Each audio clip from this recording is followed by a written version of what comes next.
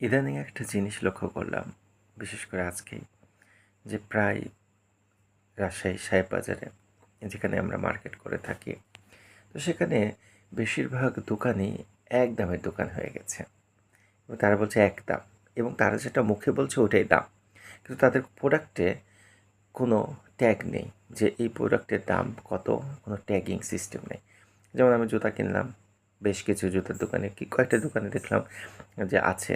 যেগুলো ব্র্যান্ডের দোকান তারা তো একটা ট্যাগ লাগিয়ে রাখে, কিন্তু যেগুলো লোকাল দোকান, যেমন আপনি আরটিতে যান, শুরুতে যান, কনকপাড়াতে দিকে কিনে বা নিউ মার্কেটে, প্রায় দোকানদারটা বলে কি যে এক দামের দোকান আমাদের, কিন্তু তাদের প্রোডাক্টে দেখবেন যে কোনো ট্যাগিং নেই।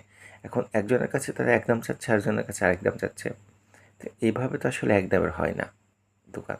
ট্যাগিং সিস্টেম থাকবে, সেটা দেখবে যে সেটাই হবে। আবার কাউকে ইচ্ছে হচ্ছে ডিসকাউন্ট দিচ্ছে, কাউকে ইচ্ছে হচ্ছে দিচ্ছে না। তাহলে একদমের দোকান কীভাবে তারা করে দেখাচ্ছে? আমি কর্তৃপক্ষকে বলবো যে এই বিষয়গুলো তদারকি করা খুব দরকার।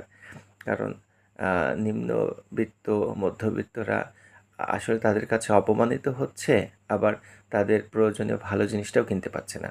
তো সুতরাং মার্কেটগুলোর একটা ভ্যালু যেমন থাকা দরকার, ঠিক তেমনি প্রোডাক্টগুলোর একটি মানের উপর ডিপেন্ড করে দামও থাকা উচিত। আকাশচুম্বী দাম চেয়ে সেটাকে আবার নিম্ন একটি দাম বিক্রি হচ্ছে, আবার এক দাম লাগিয়ে রেখেছে। আদৌ কিন্তু সেরকম নয়। তাই এটা দেখার অনেক বিষয় হয়তো বা এখনই চলে এসেছে। কর্তৃপক্ষের এটা দেখা উচিত বলে আমি মনে করি। ধন্যবাদ।